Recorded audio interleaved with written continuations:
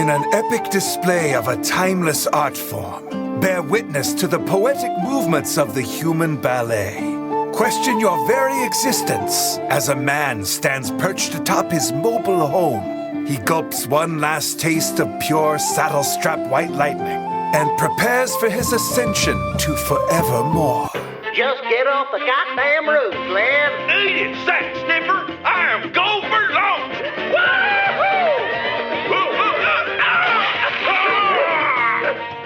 Follow the gallant quest of Glenn Poon and behold the glory of the blessed bounds through which one may go to discover the truth of our collective brilliant existence. It can't so true. You don't know how bad I am.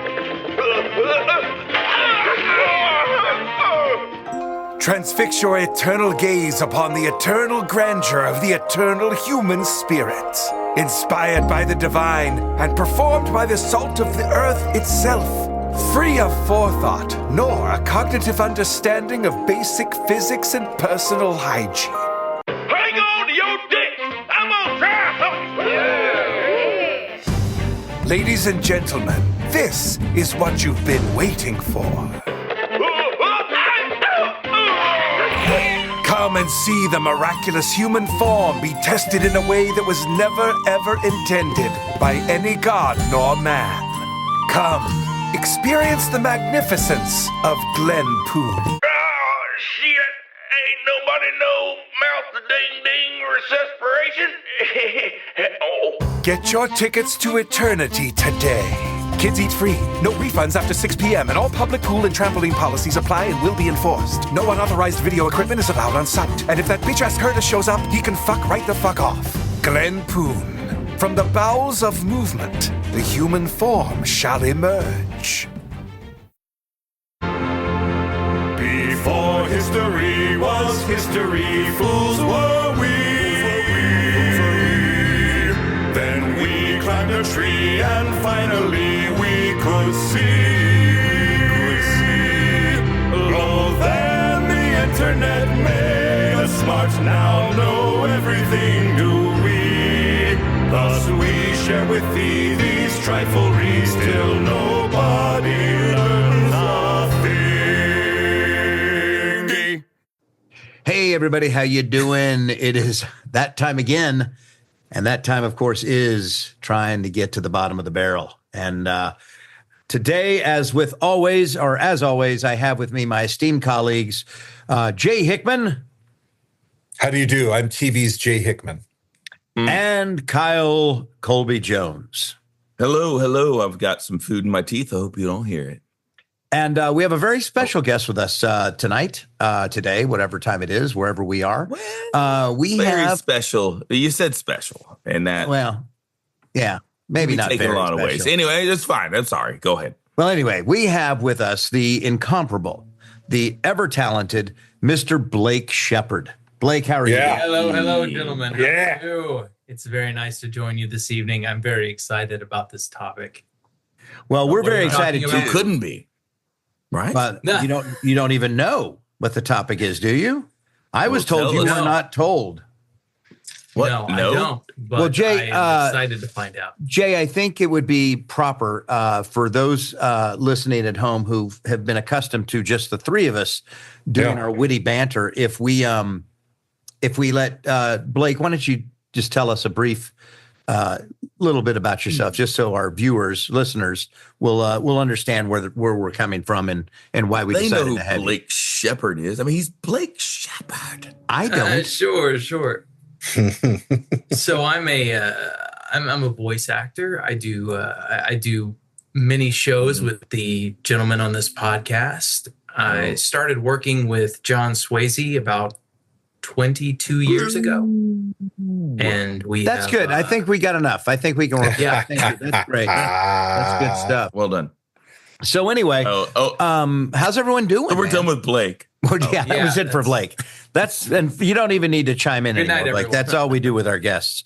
But please, John Swayze, this is your ride. you. We're going to be riding along with John Swayze tonight. The 1930s was a tumultuous time in the history of the world. I mean, Hitler was on the rise in Europe.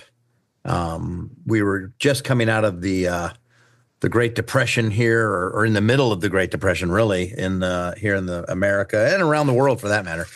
But really, what struck many people was the situation that was unraveling, developing, just wreaking havoc down in the land down under, in Australia. In 1932, there was as you guys may know, there was a massive migration of emus that wrought havoc. Yes. On the country's farmlands, destroying literally millions of acres of wheat supply.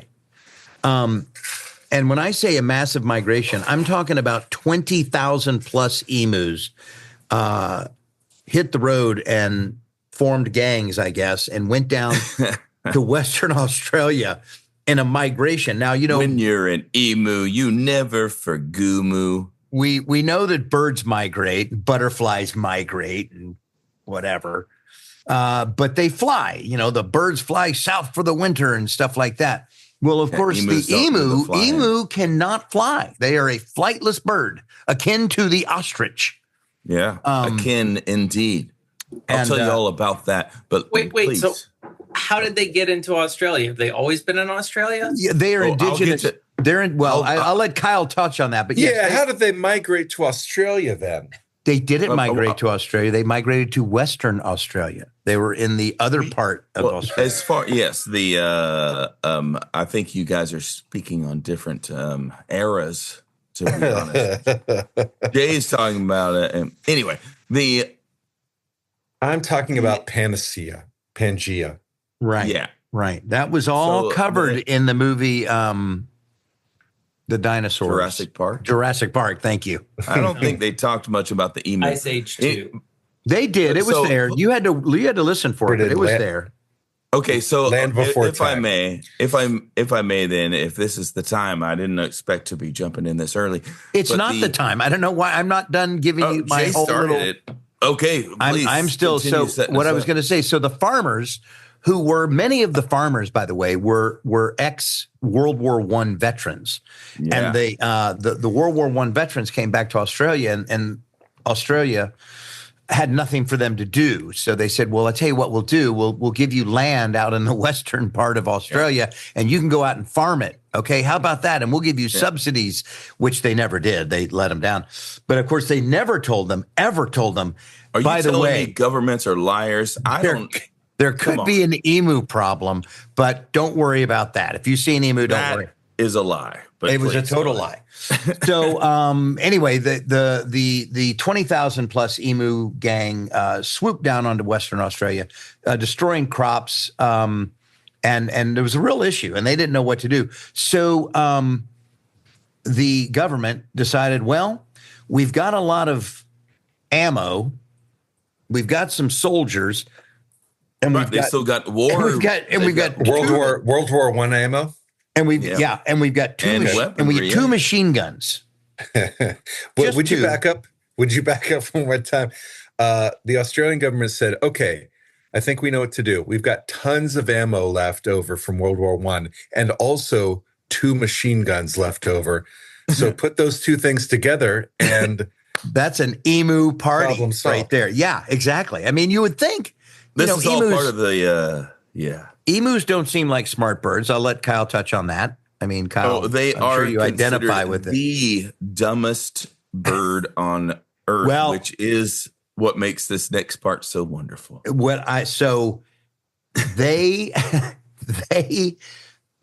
sent out a battalion under the leadership of a major. And he had one of those. It's a great one of these great Britishy, names. It was Major. Yeah, he's like 30 names. GPW Meredith, and it's like, why do you have 4 names in your name? Anyway, he set out. He was in charge. Do you have the whole name, by the way? I did. I've lost it. I don't know. Would you have it? I'll be there. Do you have it, Jay? Yeah. Do share it. Please share. It would be my honor. this battalion, and I'll let you describe the battalion in a bit, but it was led by Major Gwynedd Purves Wyn Aubrey Meredith. Yes. Wow. That's a name right there, man. What do you think his pals called him? I hope GP. I hope Meredith. Major. I bet they called him Blake. John, would you describe the rest of the battalion? Because I glanced at this and was delighted to learn what the government sent. Yeah, I mean, to me, it was like 5,000 or not 5,000. It was some Vietnam vet. God, now you've got me all conflustered. It was vets from World War I. I just want to say. I mean, they were just vets. They didn't have anything to do. Yeah. What I read was that they sent 3 men with 2 machine guns. That was the first wave. Well, yeah, there were numerous waves. Yes. Right. But the first wave led by Major Gwynedd Meredith. Right. Well, I mean, I need the full name again. You've got to think. If we're doing this, we're committing. Go ahead, Jay. Give the name again. Here's the little bit of research I did, and I'll kick it back to John. In November 1932, 3 members of the Royal Australian Artillery traveled to the Campion district, where the emu problem was erupting. Major Gwynedd Purves Wyn Aubrey Meredith in command, Sergeant S. McMurray, and Gunner J. O'Halloran. Those 3 men. Yes. And they were the first wave, and so I kick it back to you. Yes, and I think that was the first wave. I think there were other men there, like at the barracks. I don't think it was just. Well, I don't think Gwyneth was like, "There's only 4 of us, fellas. I'm in charge, so you go out here. There's 2 machine guns, 3 of you. Y'all decide. Rock paper scissors, whatever you need to do. Y'all just shoot those emu." But I think. Yeah, I believe they sincerely thought, like, we'll be in a couple gun towers. There's going to be a flock of 20,000 emu just hanging around, eating wheat. Yeah, mow them down. We'll be done in 3 or 4 hours. We'll be home by lunch. Yeah. I mean, it's not going to be hard, fellas. They're destroying the crops that we know where they are. They're all right here. Let's just go in there with these. And these are not like little Thompson machine guns. These are, on a mount, they're tripod kind of thing. I mean, they're big guns. So they sincerely thought the 3 of them with 2 machine guns would be fine. Yeah. Well, depending on how much the major has done in the past. I mean, if these guys are coming out of World War I, what are they fighting in the Russian front, or what? What's the experience of these particular soldiers? So that's a great point. They had no experience against the emu enemy. Part of the fun because it came from complaints within Australia from farmers saying, "Whoa, these things are taking over." Wait, these guys had only ever fought human enemies, and they thought they'd be ideally suited to go fight flightless birds? Wow. Know thy enemy. Dear Lord, dear heavens. And you had a lot of one of, I think it was John, that these were a lot of living in the area where these folks who were given free land, and a lot of them were former military. So they were part of the order was that only people who had been in the military and were trained could share in the weaponry. So you also had these farmers / former guys. Yes, except I think that it was relegated to this battalion, if you will, the 7th. Yeah, they were in charge. The 7th Heavy Battery, whatever they were called, led by Meredith Gwyneth Paltrow, whatever her name was.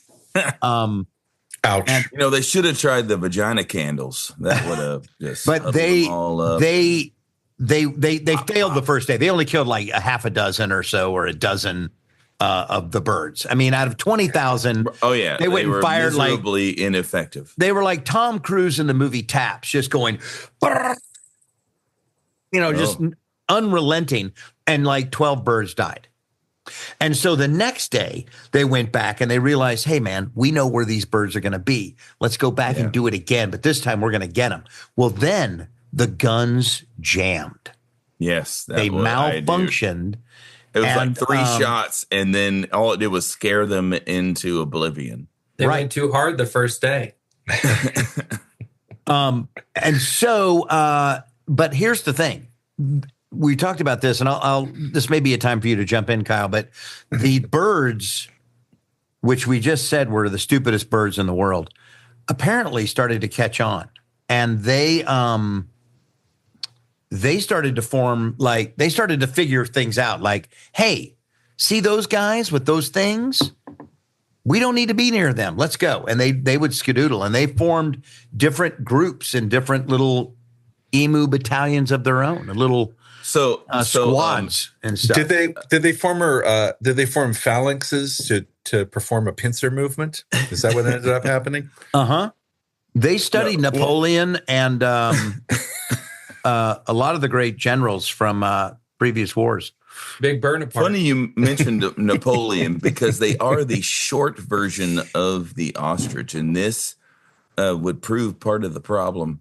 Wow, what a perfect analogy, Kyle. Well done, yeah, bravo. I was really reaching. I tried. The Napoleons of the flightless birds. Forget about penguins. It's emus. But they're one thing, they're smaller. They're not black and white. They are brown. They blend in with the surroundings, and they don't have a big head sticking straight up. It's more straightforward. And they are the only bird with calf muscles on Earth. They're like, come on now. They're super quick, super fast, but also super dumb. So you can't predict what they're going to do. They wound up in these little pods, these little groups that you were talking about, because there were so many of them. When they all panic and go someplace, they're small groups are going to find each other because they're social.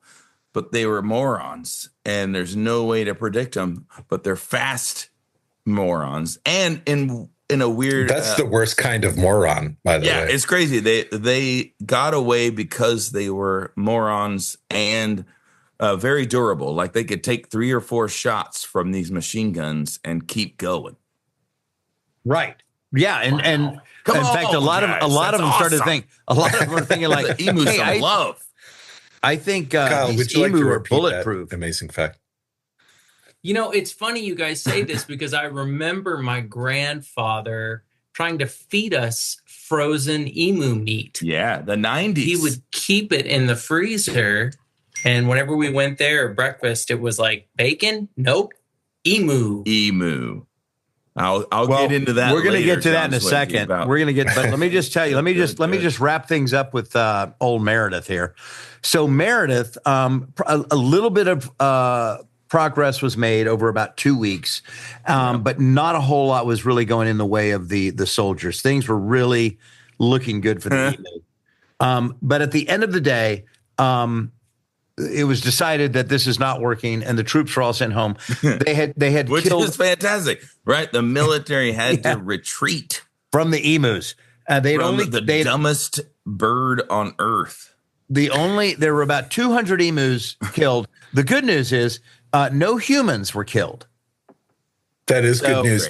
Was there some, like, what was the PR around this? Like, surely the government was, when they first thought of it, they were quite proud.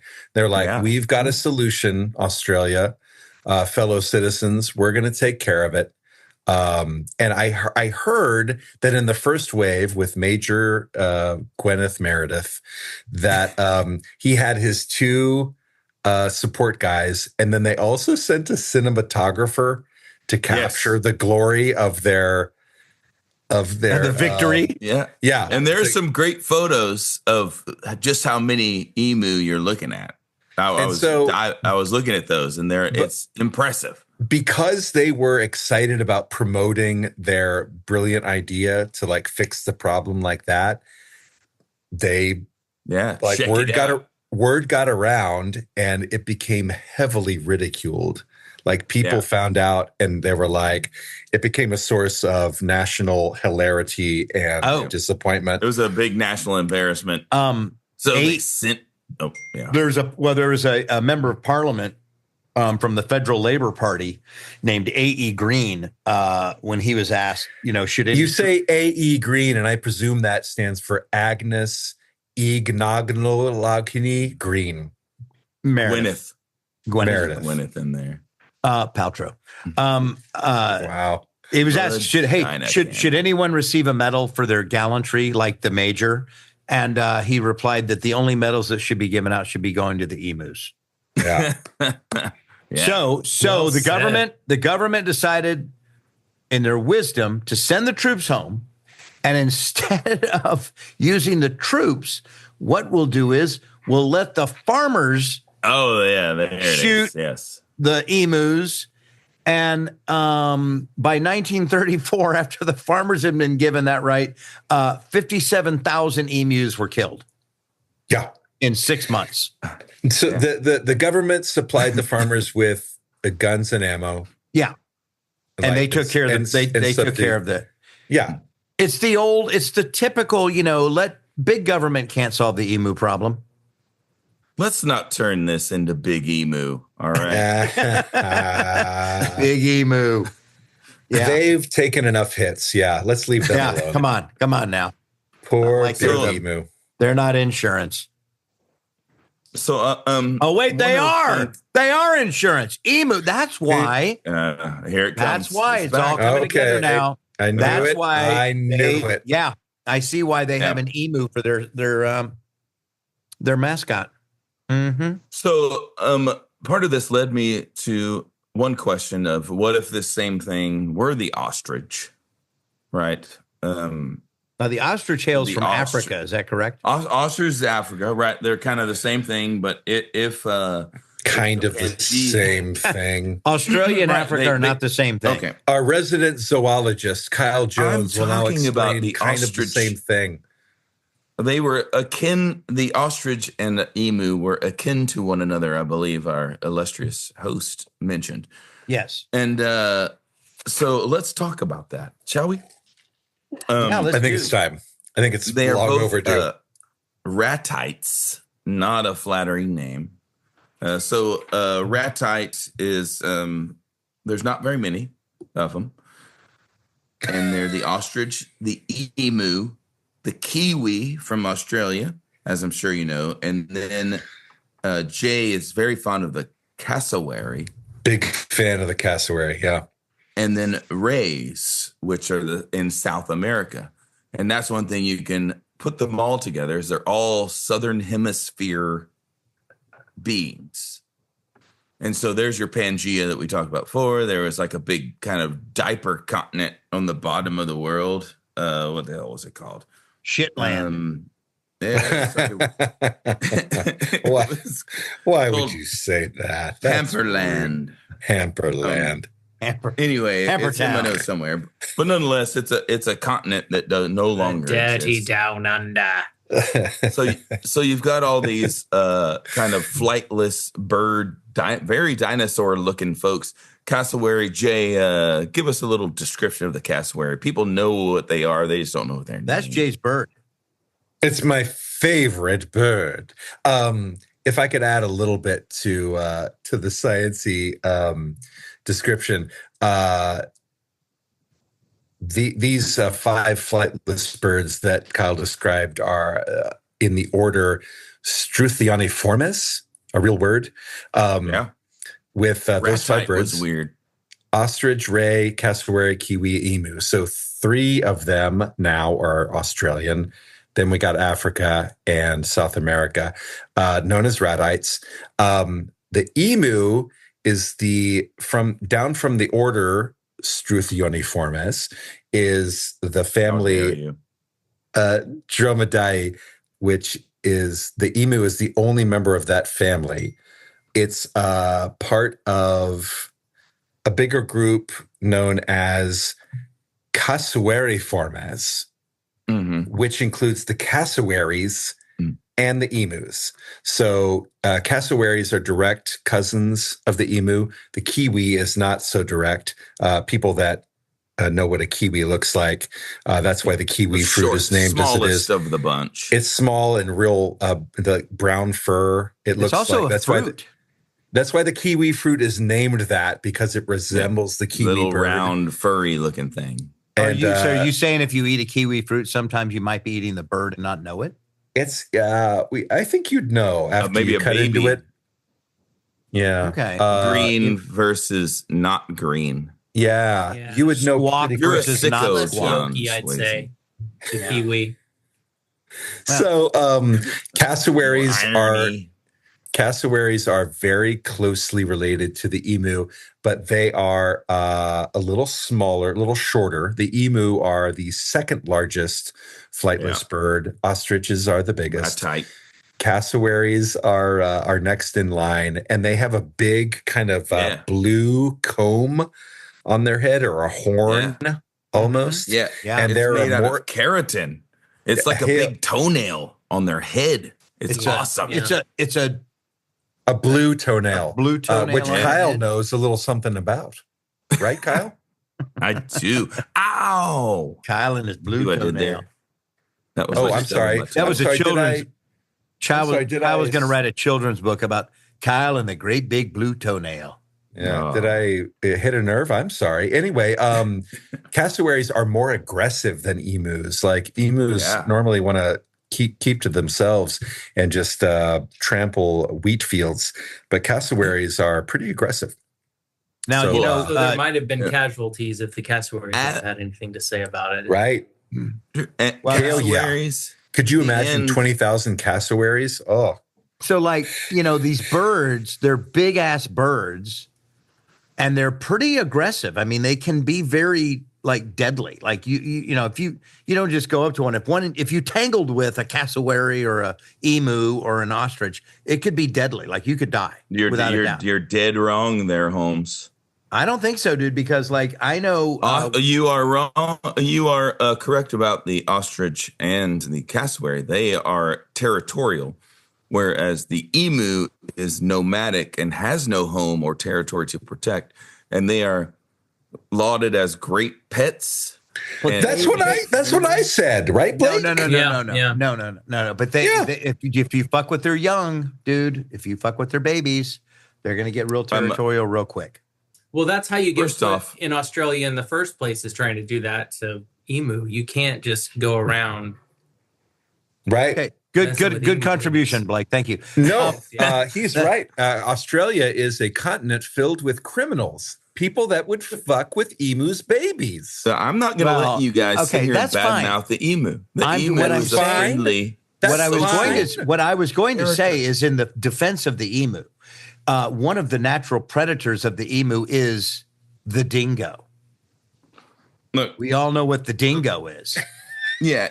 So the dingo, this is mostly babies, well, of course, mostly but mainly. Babies. But the way they do it is So one of the ways that they also, when they were trying to shoot the birds, is they realized. Whoa. I'm going. It's important. I'm not letting you just pass up the things that are endangering. I'm coming back to dingo. Because nothing.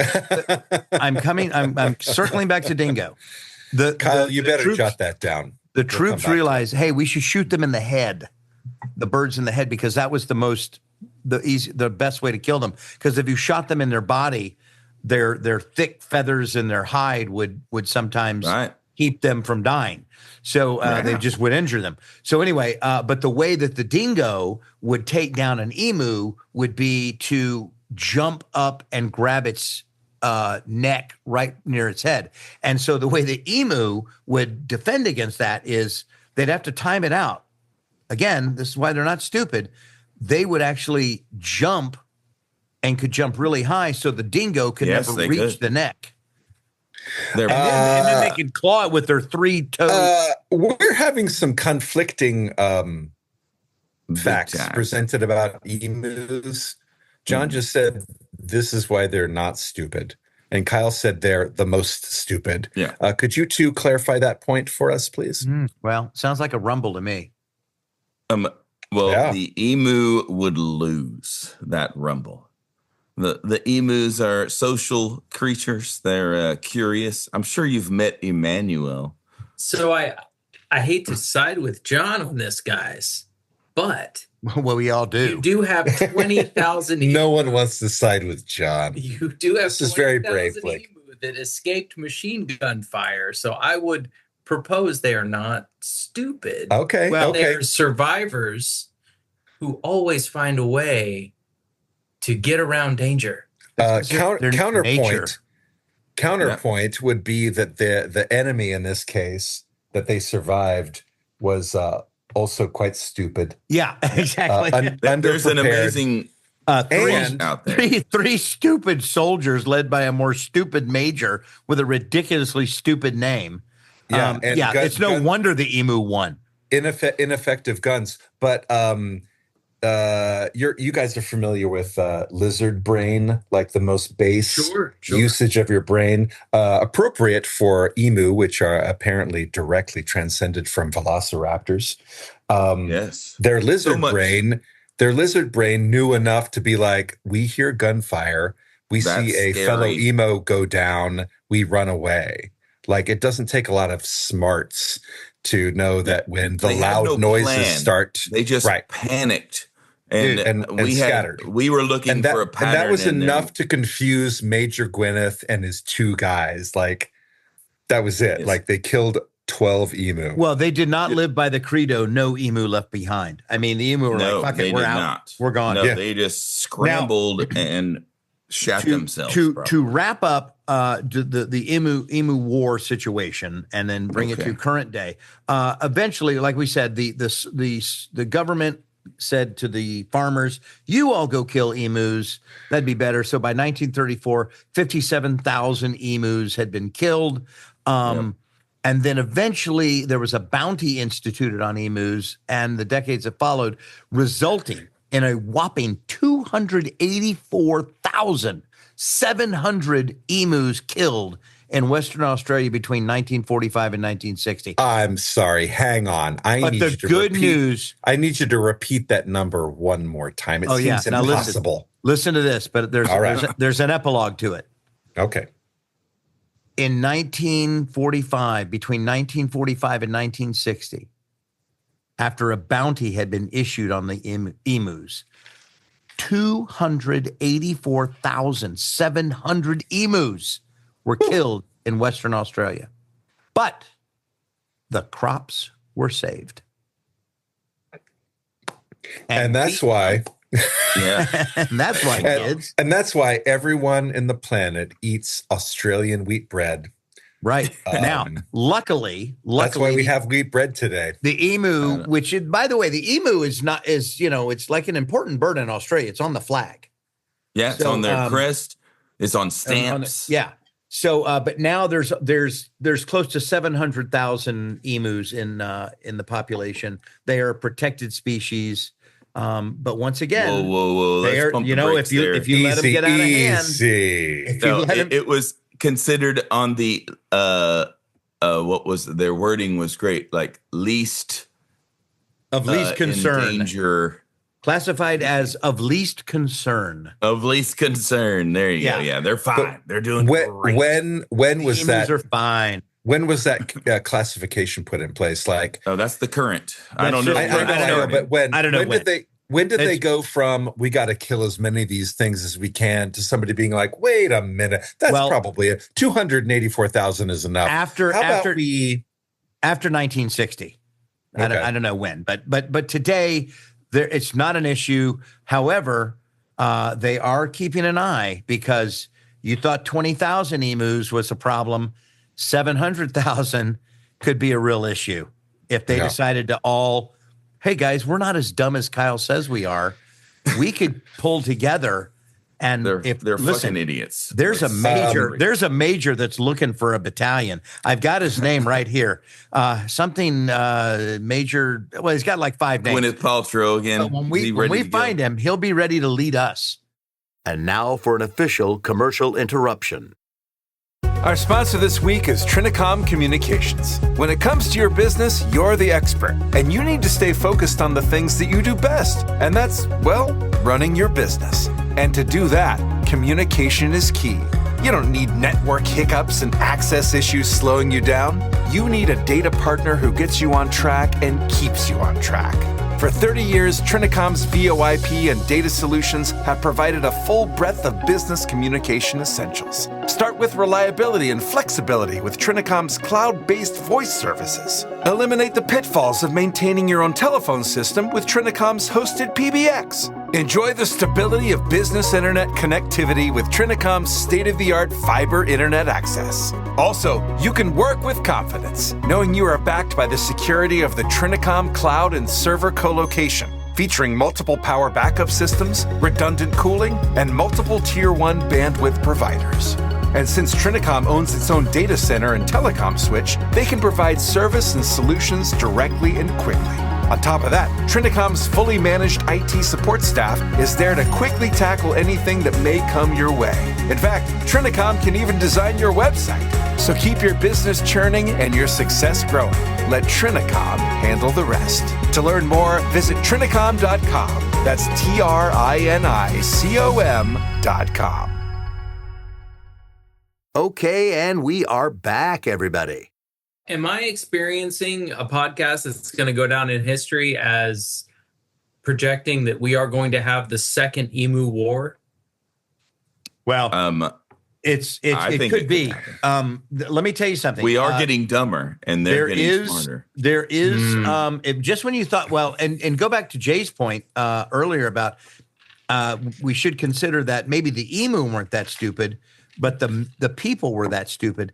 They actually made an emu war movie called The Emu War. Yeah, pretty recently, right? Yeah, it was about 2 or 3 years ago. Did you watch it? I didn't watch it. I tried to watch a little bit of it. I watched it. I had to rent it, and I was not going to spend $1.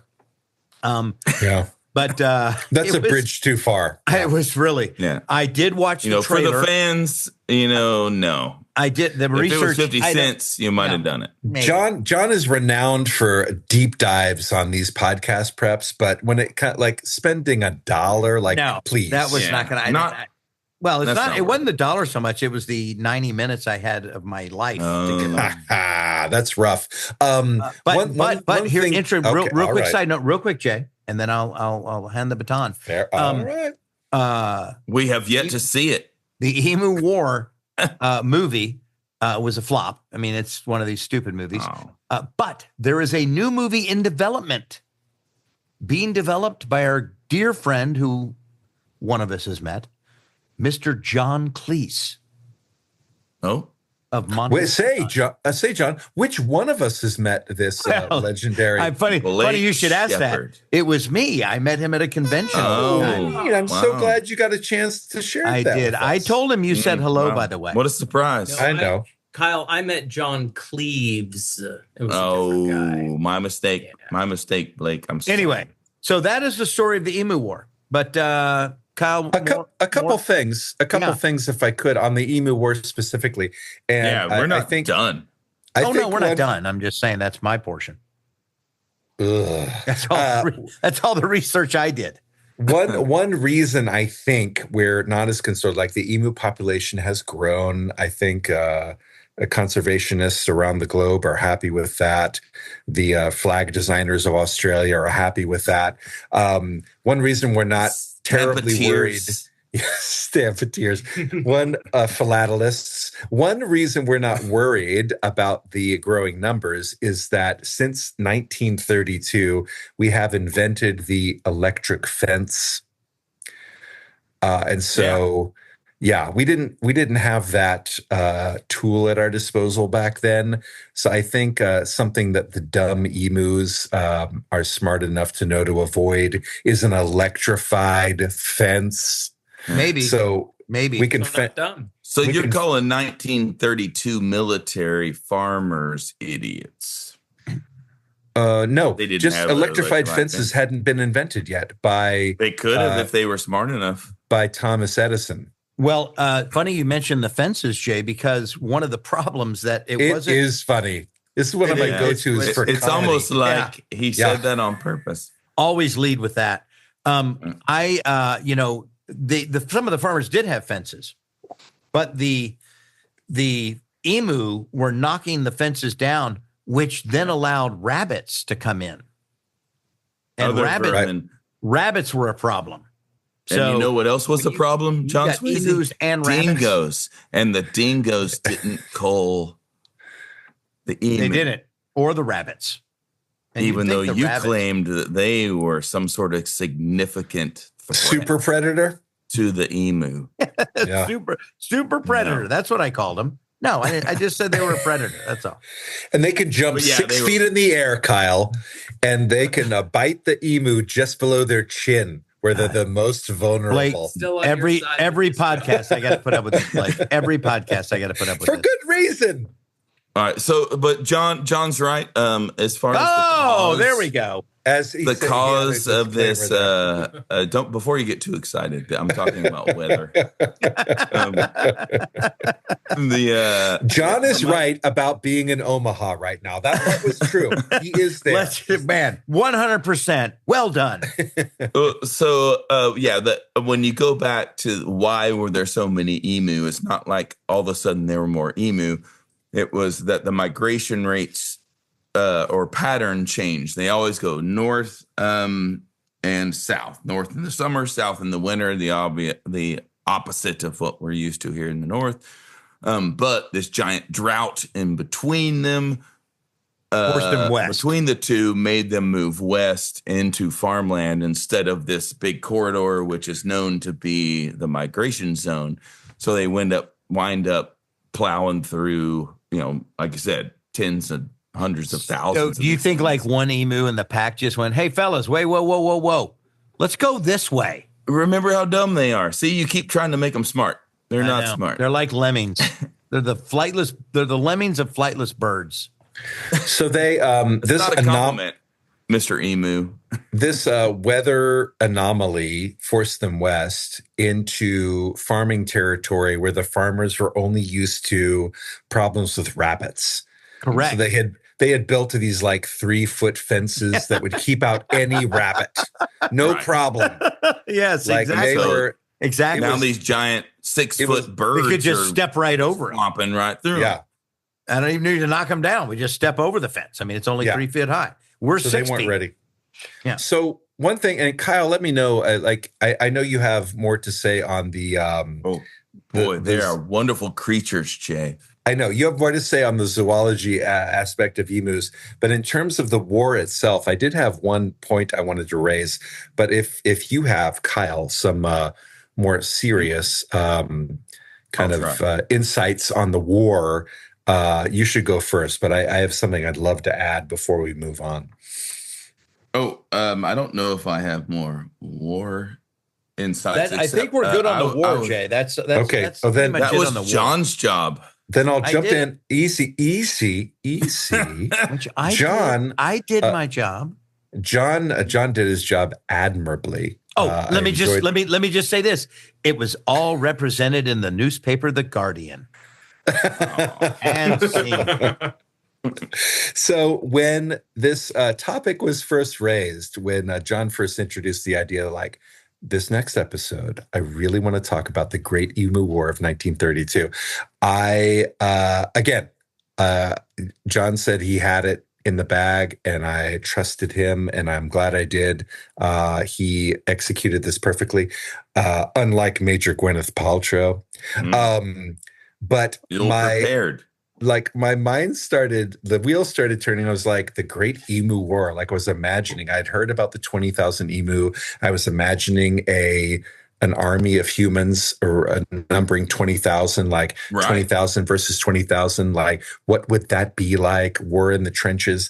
And I was imagining like the Greeks and the Spartans going against each other. Kind of thing. Yeah. I was imagining like scenes. a 2-year engagement of just like one side in the trenches, kind of making some advances, and then the other side gaining traction, and then the other side trying to corral into different areas and having them squirt out and chase the. I was wondering a freaking plan exactly, and I was wondering like war is hell. Like I was wondering like what would that be like, and I was imagining a letter back home from Lieutenant Captain Emu Hunter. Yeah, Lieutenant James Galway writing back home to share with his beloved what he was experiencing.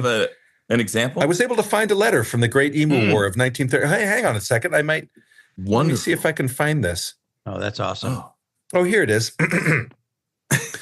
My dearest Sheila, this god-awful war rages on with no end in sight, and I miss you and the boys terribly. Witnessing the bleak horror about me, it is near inconceivable that these large, flightless birds, once our brethren, have now become bitter, soulless enemies. I have honestly lost all taste for them. I pray that I will see you again, and soon. Kindly keep the koala pie warm and the Fosters cold. Please give hugs to Bruce, and little Sheila. All my love, Bruce. That's awesome. That's a real letter from December 1932. You know what? I'm glad you mentioned December because the whole thing was like a month long. They don't write like that anymore, man. Why? Those are letters like you. That's like Civil War type stuff. That's Revolutionary War. My dearest Beatrice. You know, that's touching. Like you can feel it. Like, oh yeah, almost 100 years later. 5,000 miles away, like you feel it in the feels. And I like the double entendre of I have no longer a taste for them. Yeah, I heard that. I don't know what Bruce was thinking. I thought he was just talking about finding them tasteless in terms of their lack of humanity. Well, and we thought, Kyle, we actually talked about this. I mean, if that war, it was right around Christmas time. I mean, there could have been something like in World War I, that magical moment when both sides said the one day, one day, and you think that maybe that one day Bruce got together with an emu and said, "We're sharing a pint of a pint of Foster's and little volleyball game. Let's call it a day. We don't need to fight right now." Yeah, it brings to mind the next day they're back. It's a battlefield again. It brings to mind the Paul McCartney solo hit "Pipes of Peace." Would you mind if I play it now, right quick? Yeah, I do actually. Let's copyright issues maybe. Let's see what. And there it was. Wasn't that great? Paul sounded better than ever before. So, John and Jay, I don't. Blake, you may remember this when all of a sudden we were being pushed on emu meat in the 90s. Oh yeah. Yeah, like it was going to be. I thought Blake's grandfather knows all about this. Yeah, emu meat in the freezer. He kept it for decades, I think. we were in the freezer. We're not going to eat this. I just want to keep it in the freezer. I remember it as the other white meat because pork was the other white meat back in the 70s. But I don't. Go ahead. I'm sorry. But it was really called the other red meat, the next red meat. Correct. I was going to say because it was more you make steaks. It's like a very irony, gamey meat, and so in the 90s they were pushing this, and a lot of it gets attributed to this one guy who went all in, and so Texas to this day still has the most emu. In the emus, it is plural. You don't say emu as a collective or anything. They're farmed here, is what you mean? Yes. So they came over here, or people started really latching onto it. You could buy it. Got as expensive as an unhatched chick, so an egg that is fresh. It was $4,000. And you could get a breeding pair of emus for $50,000. See, that's what you want. A breeding pair. That's how you start your emu. That's how you started your emu empire. $50K. Yeah, right, but it didn't in 4 work, years, you'll have 20,000 emu. Right? They but lay. They're going to eat your wheat crop.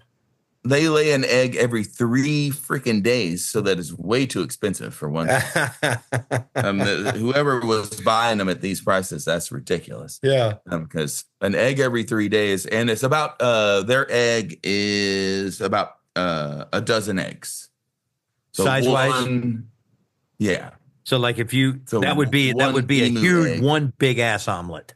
Yeah, but they were but they're gorgeous. They're like emerald green. They look like dragon eggs. That's actually where the money is people buying them as decorations. Like you can for $4,000. No, that was for emu as a product. Nowadays, if you bought an emu egg and put it on your mantle, like look how gorgeous it is, but then 3 days later it starts shipping its way out. Oh my God. That's like a horror movie. An empty egg that's just blown out, it can go anywhere from $50 to $100 just because it looks cool. Right. Nowadays. A decorative emu egg. I had a friend. Hang on. How much would it cost for the 12 egg omelet that would come out from a single egg? Like I'd like to buy a, viable egg, not fertilized, blow it out myself, make the omelet, and then put it on display. You can't. Okay. Because, no. But I'll tell you why, Jay. You can't, because omelet pans are not made that big. They just don't make them. Never mind. I don't know what you're going to do. Blake, let's say you had a magical omelet. Anything to say about an omelet? Oh, how about a wok? Can you fit? He was a skillet man. So could you fit 12 wok? You could do a wok. You could put an omelet. Okay. A wok would work. All right. I'm glad we've reached this accord. Yeah. But a traditional 3-egg omelet, are we talking a traditional 3-egg omelet would be 36, the size of 36 eggs. If it were an emu. What? Let's move on. Let's move on. Yeah. Good on math, Kyle. I'm just saying that'll be about $210 omelet. Okay. Eggs only, depending on what else you want. So you're not talking about cheese and ham or anything like that. Right. All the fixins are on top of that. Blake, what do you have to say about the eggs are gorgeous. Did y'all look at pictures of the eggs? They're awesome looking. Blake, you have this look like eggs. Why did I agree to join this podcast? I don't know what the hell I'm doing here. Well, my only comparison here, we were never rich enough to afford emu eggs, but I have had duck eggs. You have to go for the cassowary or whatever the more affordable cassowary egg. Yeah. Or the kiwi. But, duck eggs not so good. So I don't know if the emu egg would be worth going $300. This is an appropriate time to chip in. The kiwi, the fifth of the flightless birds from the southern hemisphere. The kiwis are known. One of their famous things, other than their fur and their resemblance to kiwi fruit, is the fact that when they lay their egg, the mother that has just laid an egg, her body mass is smaller than the egg she just laid. That's awesome. Wow. Yeah. Well, by the same token, if we can speak to that back to our emu friends. Let's go. The women or the females, I should say. No, let's call them women. Mm-hmm. The lady emus. Ladies. They are the not gals. Men. The gals. Mankind. The Sheilas. The Sheilas of the emu population. The shemus. They wow, I like it. Shemu, emu. Woo. And Doug. Doug. But they're the players. They are. Yeah. They go nest to nest. The male incubates and raises the chicks to I'm sorry. Back up a second. The shemu says, "Hey, Todd, sit your ass down on that egg. You want some of this action? I will tell you when you get up. the kid. I will tell you, just sit your ass down, buddy. I'm going out with the girls. I'll get back. We'll let you know." No, they don't come back. They just leave. They don't. They don't come back. They don't. They are. Wait. They're nest to nest. They just keep going. Hang on. They're the exact opposite of humans. The shemus are laying one egg every 3 days. Right. That's what I said. So if that is right, and I believe it, how is that societal arrangement you discussed working? Where I don't know. Did I mention that they're not that smart? Okay, that explains everything. It's not planned. I'm going to say also, Kyle did not deep dive enough to go. So how long does a male sit on the egg, Kyle? That's what we want to know. Because I don't know how long it takes. If she's laying an egg every 3 days, does he? She doesn't come back to him. She's on to the next. I know, but this is nest one to nest. Like, what is the gestation period of an egg? Like, how long does the male need to sit on this egg? So if they quote get if they thank you, if they get it on, she lays an egg and she's like to the guy, here's your egg, have a seat, see ya, never. And she moves on. Like, how many males are being taken out of circulation for how long? 56 days. One egg. 50 to 60 days. 56 days, which is oddly enough between 50 and 60. So then, the girls are just, players only love you when they're playing. Then I gotta ask, what is the ratio of male to female in the emu population? It seems like it would have to be heavily male. Blake, you want to take this? If they're relied upon to sit on eggs for 2 months and do nothing else. Now the question, hang on. Maybe like, let's say Jay's a male. Let's say that I am. Let's say that you are, and you're sitting on an egg. Wait, let me see if I can make that leap. Close your eyes, everyone, and imagine for a moment. Let's say you're sitting on an. Let's say you're sitting on an egg. Oh, a male emu. Yes, for 56 days. Do you get to jump to another egg right away? I mean, are you jumping from egg to egg? I would need to make another egg right away. But you don't make the egg. Way before then. The wife makes the egg. The woman makes the egg. I would need to initiate the creation of another egg. Yeah, how about that? Do I need to spell this out for you? Has anyone ever talked to you about the birds and the bees? Or the birds about the flightless birds and the flightless bees? So here's the deal, guys. Lots of eggs are not incubated. Oh no! Oh no! Eggs. Other animals eat them. Yeah, dingoes. Oh, the dingoes. Yeah, them. so that helps the dingo population. Well, that's good. So, that's nature working right there. Yeah. So nature they just keep laying eggs, keep banging dudes, and every now and then they get a baby daddy to latch onto an egg that makes that one actually live. I hear you. Now it makes sense. Yeah. Okay. So most of the male emus, most of the Jay Hickmans do not say, yeah, you bet. I'll sit here for 60 days. Absolutely. Go on, do your thing. I'll just be here sitting on this egg for 60 days without leaving in 3 hours. Don't worry. So I told you they weren't smart. So if that's also the case, then does that mean like Mama Emu is walking around and dropping little, $30,000 or $7,000? When you walked off, we discussed this, John. No, but I'm just saying. Yes, many of the eggs are just not incubated. Right. But the lady's just dumping eggs. Okay, if you could just let me finish, Kyle, I will tell you. So wow, Jay's sitting on an egg. Do they just lay an egg and the male goes, hey, there's a free egg. I'll go over there and sit on it. Or are they mating and like going, hey, you sit on this egg, bitch? Or they're just eggs random and they're going, hey, there's one to sit on. I'll go sit on that one. Right. Okay.